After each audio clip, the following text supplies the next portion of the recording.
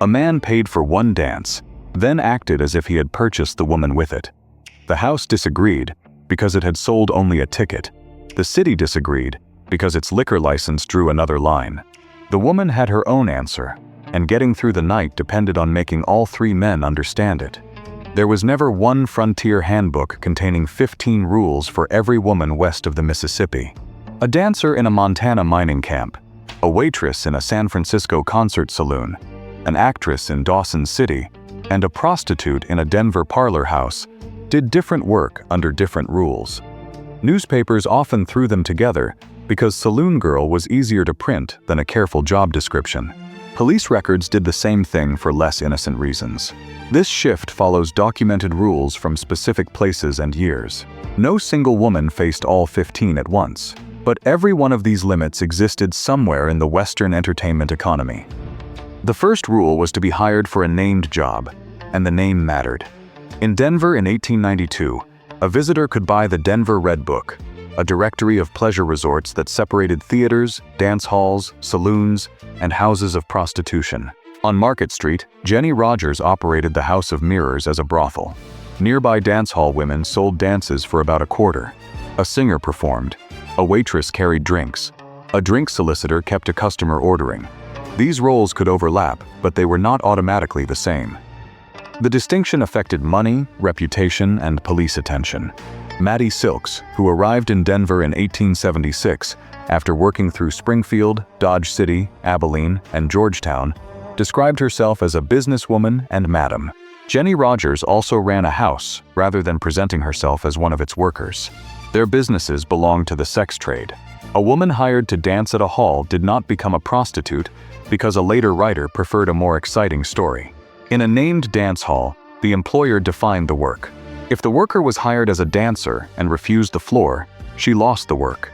If police relabeled her as a solicitor for sex, the consequence could be arrest, a fine, or removal from the district.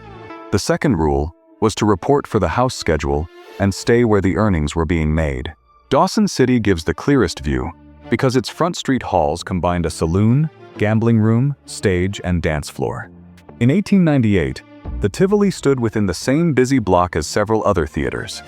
Performers appeared on stage, then returned to the public rooms to sell dances and drinks. Kathleen Rockwell, later called Klondike Kate, worked first with the Savoy Company, and later at the Orpheum, managed by Alexander Pantages. This was not a neat 8-hour job. The house wanted a woman present when minors arrived, during the show, and afterward when the audience was still spending. Missing part of the evening meant missing the tickets and commissions attached to it. The Northwest Mounted Police set the one fixed end that management could not ignore. At midnight on Saturday, the halls closed for 24 hours. On other nights, the business could continue far later. The practical consequence of leaving early was immediate. The woman earned nothing from the dances and drinks she was no longer there to sell, and another performer could take the customers waiting on the floor. The third rule concerned clothing, but the real standard was usually more controlled than the movie version. Dawson photographs from the late 1890s showed dance hall workers in long skirts, fitted bodices, tights, stage dresses, and ordinary day clothing. Stage performers could wear daring costumes for the period, but the police still claimed authority over what counted as acceptable public dress. A caption attached to a photograph of Klondike Kate recorded her own blunt explanation. "We wore tights in those days. If we hadn't, the mounted police would have run us out of the country." That rule came from Dawson's police culture, and from managers who needed their theaters to remain open. It applied to actresses and dancers at places including the Savoy and Orpheum around 1899 and 1900. The costume might belong to the performer, and successful women spent heavily on clothing. Later accounts described imported gowns costing hundreds of dollars, while ordinary workers repaired, cleaned, and reused what they owned. The consequence for violating the local standard was not a fashion critique. A performer could be removed from the stage, expelled from the territory, or cost the proprietor the goodwill of Colonel Samuel Steele and his police. Even in a gold rush town, the dress code had a badge behind it. Once the doors opened, appearance brought attention. The next three rules turned that attention into money. The fourth rule was simple in the hurdy-gurdy houses of Montana Territory. No ticket, no dance. Hurdy-gurdy did not describe a prostitute. It described a commercial dance hall, and the women hired to dance there, many of them German immigrants. A contemporary description of a Montana mining town in the 1860s placed the bar at one end, an orchestra to the side, and a railing across the room. The women waited beyond that rail. A man paid $1 in gold for a ticket, then approached the bench and asked one of them to dance. That arrangement appeared in camps including Virginia City, and later Helena, where Josephine Airy, known as Chicago Joe, opened a hurdy-gurdy house after arriving in 1867. The proprietor imposed the ticket requirement because the floor itself was the product. The customer could not simply walk through the rail and claim a partner. Without the house ticket, the dancer did not step onto the floor. The consequence was denial of the dance, and in a room full of armed miners, that little paper also gave the bartender and floor manager a clear reason to intervene. Airy's career also shows what the house share paid for. She used earnings from her early business to operate the Red Light Saloon and later the Coliseum Variety Theater. Those rooms required musicians, liquor stock, lamps, furniture, and workers who kept order. The dancer did not own that machinery, but management could not sell it without dancers. The ticket settled the argument before the music began. It told the customer that attention was rented one turn at a time, and it told the house exactly when another sale had occurred. The fifth rule was to return the ticket to the house count. The customer bought it from the business, but the dancer needed it to prove that she had completed paid work. A ticket left in a pocket was not wages. It became wages only after it reached the cashier, ledger, or end-of-night count. In the Montana system, management used those tickets to calculate how many dances had been sold and how much belonged to the woman. This point matters because later taxi dance halls used a more standardized ticket system, but the Western precedent was already visible in the 1860s. The customer paid first. The woman collected proof of the dance. The house counted it. If her tickets were lost, withheld, or rejected, she had no clean way to prove her total. The consequence was a smaller payout, even if her feet knew perfectly well how many times she had crossed the floor. Bookkeeping has never cared about sore feet. The sixth rule was to accept the documented split between worker and house. Prices varied sharply by town and year, so there was no universal frontier rate. The Montana account charged $1 in gold for a dance, while drinks at the bar cost from 25 to 50 cents, and champagne could reach $12 a bottle. Decades later in Dawson, recollections connected to dance hall workers described a $1 dance with 50 cents going to the woman. Other accounts remembered 25 cents from an employee drink, and as much as $7.50 from a bottle of champagne. Those figures must be treated as remembered rates, not a permanent menu for every hall. Still, the business structure is clear. The house supplied the room, music, liquor, cashier, and police risk. The woman supplied the performance and personal attention. Each claimed a share. A successful dancer could earn far more in one night than a domestic servant earned in a week, and sometimes more than a Northwest Mounted Police constable, whose pay could be about $1.25 a day. The consequence for refusing the split was losing access to the floor that generated the money. The owner controlled the room, even when the woman was the reason men entered it. The split also controlled the pace. One long conversation occupied space, but produced no new ticket. A completed dance allowed the musician to begin another number, the cashier to sell again, and the dancer to choose another customer. Repeat patrons were valuable only when they repeated the payment. That is why a warm welcome could be genuine and still be part of a strict transaction. The customer was buying a dance of limited length. He was not buying the rest of the shift, and dancing was only half the sale.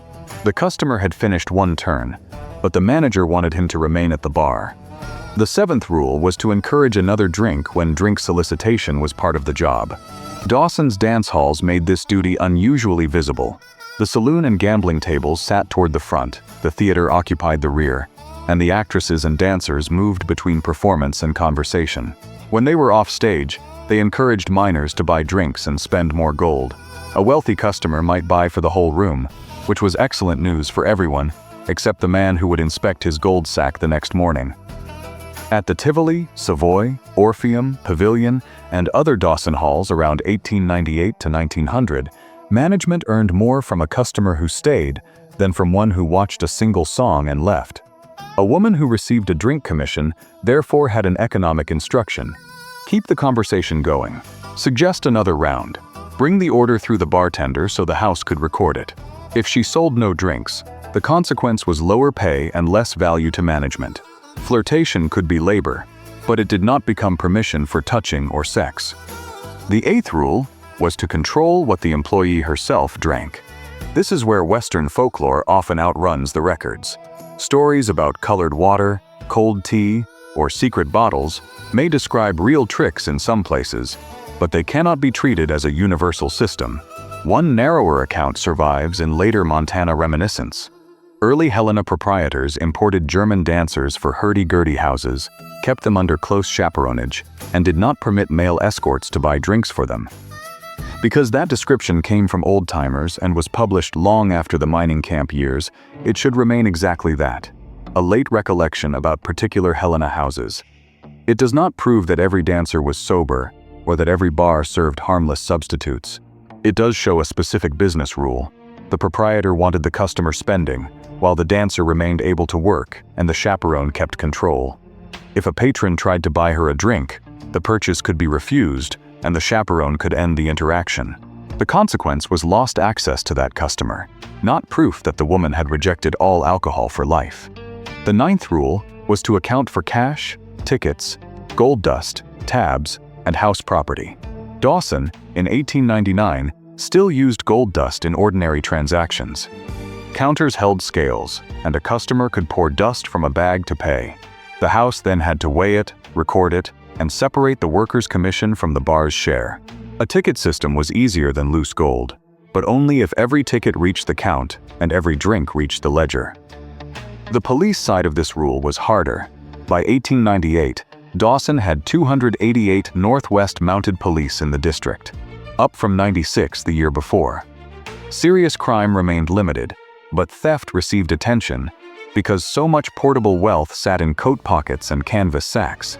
A dancer accused of taking gold that was not part of her commission could lose her job, face arrest, or be told to leave the territory. People convicted of violence or other offenses could spend 10-hour days splitting wood for government offices. The house had its own reason to keep clean accounts. One theft complaint could become evidence that the hall was disorderly and place its liquor privilege at risk. San Francisco showed the same conflict from the other direction. During the anti-dive campaign of 1893, reformers often assumed that women working in Pacific Street bars were thieves or prostitutes. The owner of the Whale at 904 Kearny Street protested that sailors came looking for music and women, and added, "Somebody's going to get their money, and the women might as well have it as anyone else." His defense was not a declaration of innocence for every house. It was a reminder that earning a commission and stealing a wallet were different acts, even when reformers preferred one ugly category. By the middle of the shift, the worker had followed the money from ticket window to dance floor, and from bartender to ledger. Now the harder rules began. They governed where she could stand, when she could leave, and what the customer had actually purchased. The 10th rule was to remain in the public work area assigned by the establishment. The Montana hurdy-gurdy layout made this physical. The women sat behind a rail until a paid customer approached. The orchestra had its platform. The bar occupied another zone. The dance floor opened only for the paid turn. That arrangement was reported in the 1860s, before Josephine Airy expanded Helena's entertainment economy with the Red Light Saloon and the Coliseum Variety Theater. The proprietor imposed the boundary because position created control. A woman behind the rail was visible to customers, musicians, bartenders, and other workers. She could be selected, but she could not be quietly claimed. If she wandered into the customer side without a ticketed purpose, she weakened the house's accounting and lost the limited protection of witnesses. The immediate consequence could be removal from the floor or loss of the next dance. The safety consequence was larger. Public space did not make the room safe, but it made misconduct harder to hide. The 11th rule was not to leave the establishment with a customer during working hours when the house required chaperonage. Again, the evidence is specific rather than universal. Late Helena accounts describe selected German dancers as rigorously chaperoned. Their job was to dance inside the house, not disappear with a patron while the music continued. Management had paid to bring workers into a place where women were scarce, and it expected them to remain available for paid turns. Breaking that rule could end the shift and the commissions attached to it. It could also change how police and customers classified the woman. Dawson made that danger plain in 1899. Superintendent Sam Steele pushed prostitution away from central Dawson, first toward a confined district and then across the Klondike River to Klondike City. A performer who left a front street hall to solicit sex was no longer protected by the claim that she was simply working the stage or dance floor. Women identified as prostitutes faced regular arrests, medical inspection, and fines of $50. The line between occupations was real, but police often decided where it lay. The 12th rule was that a paid dance, drink, or seat did not purchase private access. Different establishments enforced that point in different ways. At Jenny Rogers's House of Mirrors in Denver, which opened in 1889, the building itself was a brothel, not a dance hall pretending to be one. Architect William Quayle designed an elaborate interior, and Laura Evans later described the public ballroom. A 5-piece band played. High-backed chairs stood around the room. The women, she said, were permitted to sit only on the ottomans beside those chairs. That seating rule came from the house. It controlled the public room even inside a business that sold sex elsewhere. A man sitting in the ballroom had not purchased any woman merely because he entered the building. Private arrangements required another decision. In Dawson, the municipal version became harsher. When Steele relocated prostitution out of central streets in 1899, open solicitation in the dance hall district could bring arrest, a $50 fine, and forced movement to Klondike City.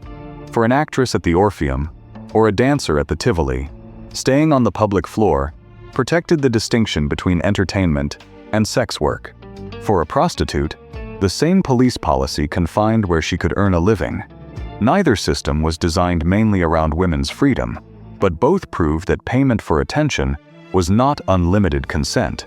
That boundary could still fail. When it did, the next concern was often not the woman's safety first. It was whether the disturbance would bring police through the door. The 13th rule was to avoid fights, weapons, theft, and conduct that could destroy the house or its license. Dawson's police prohibited handguns, a sharp contrast with the armed mining rooms described in early Montana. The reason was practical. Wooden buildings, oil lamps, crowded bars, alcohol, and personal grudges created a miserable combination. A major Dawson fire in November of 1897 was linked in later accounts to a quarrel involving a dance hall woman called Belle or Dolly Mitchell. The sources disagree on her first name, but they agree that a thrown or overturned lamp helped start a fire that spread through the wooden town. The rulemaker in Dawson was the Northwest Mounted Police, backed by proprietors who did not want their investments burned. Charlie Kimball reportedly spent as much as $100,000 building and decorating the pavilion. A fight near an open flame could erase that in a night. The consequence for violence could be arrest, the woodpile, expulsion, or closure. The consequence for everyone else could be unemployment by morning. Denver offered another warning on August 26, 1877. The Rocky Mountain News reported what it called a disgraceful row between Mattie Silks and Kate Fulton. Court Thompson received a pistol wound described as not serious. Later storytellers turned the incident into a formal duel, with costumes and dramatic staging that the record does not support. The newspaper supports a fight and a gunshot. That was enough. A proprietor could tolerate noise because noise sold drinks. A gunshot brought police, reformers, and questions about why the license should survive. Dodge City showed how quickly a conduct rule could become a political weapon. On April 26, 1883, the city passed Ordinance 70 against vice and immorality, and Ordinance 71 against vagrancy. The first allowed fines from $5 to $100. The second reached people accused of loitering or lacking visible work and allowed fines from $10 to $100. 2 nights later, officers Jack Bridges and Lewis Hartman arrested 3 women working at Luke Short's Long Branch Saloon. Period reports called them women or singers, while the city treated them under its vice campaign. The Long Branch owners protested that women remained at competing saloons and dance halls. That complaint matters because the rule was not being applied evenly. Short and Hartman exchanged gunfire later that night, and neither was hit. The dispute grew into the bloodless Dodge City War. Economic pressure eventually forced a settlement, and on June 9th, the gambling halls, dance halls, and saloons reopened. For the arrested women, the consequence had already arrived. Their workplace, job label, and freedom depended on which proprietor the city wanted to punish. The 14th rule was to stop when the local closing law said stop. Dawson's Saturday order is unusually clear. In 1898, saloons and dance halls had to close at midnight and remain closed for 24 hours. Colonel Steele's force enforced Sunday restrictions, even when business owners and customers disliked them. A bartender could not keep pouring because one generous miner had just discovered another bag of dust. A dancer could not finish one last paid turn because the orchestra was already playing. The ordinance targeted the business, but workers felt it directly.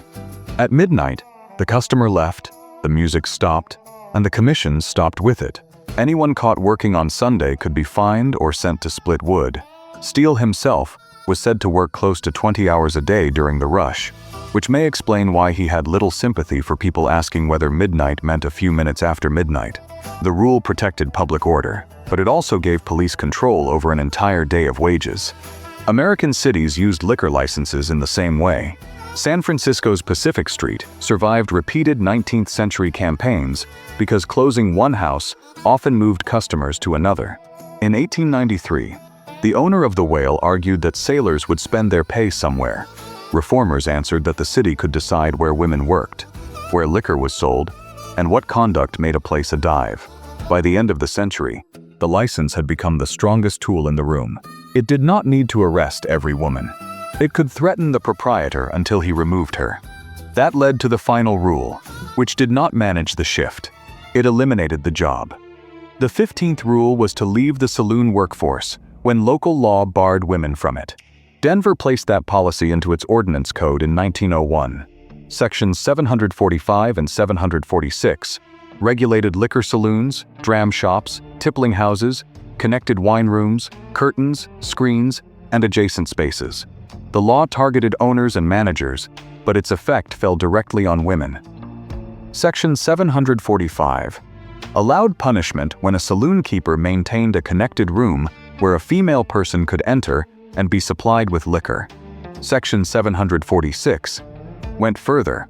It prohibited an owner from employing a woman to wait on or attend customers in a saloon or connected place.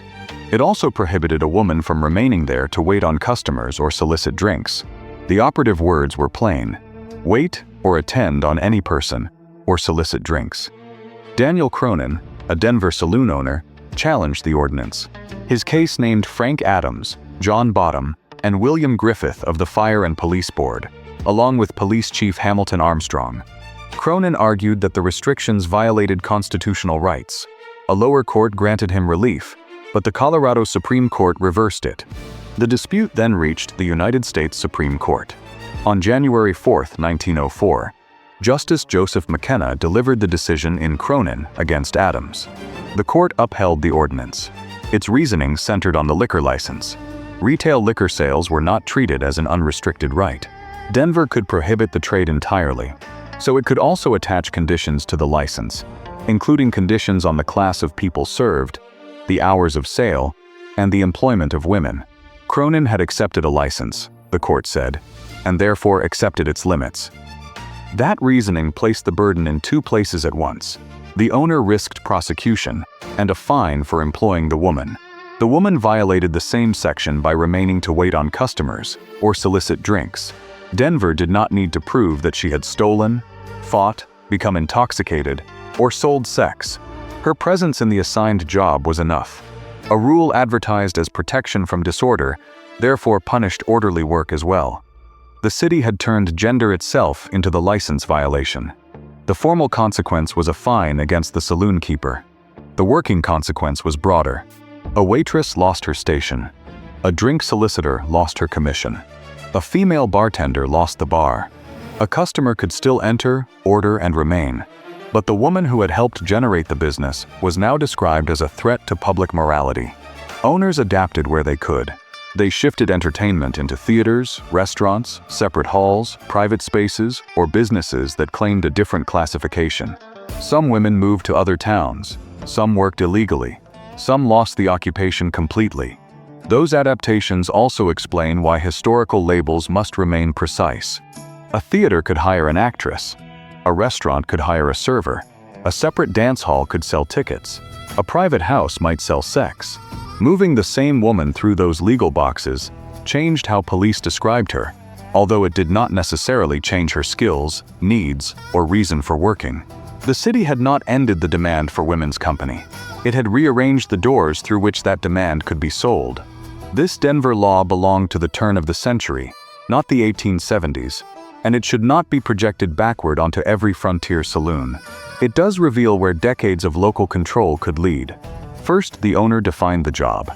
Then the house controlled the hours, clothing, tickets, commissions, drinks, cash, floor space, and exits. The woman created her own boundaries around sobriety, touching, and private access. Police controlled weapons, prostitution districts, Sunday closing, and liquor licenses. Finally, the city decided that removing women was easier than regulating the men who paid for their attention. That is what these 15 rules really show. The saloon girl was not following one frontier code. She was navigating overlapping demands written by employers, customers, police, and sometimes by herself, simply to finish the night safely.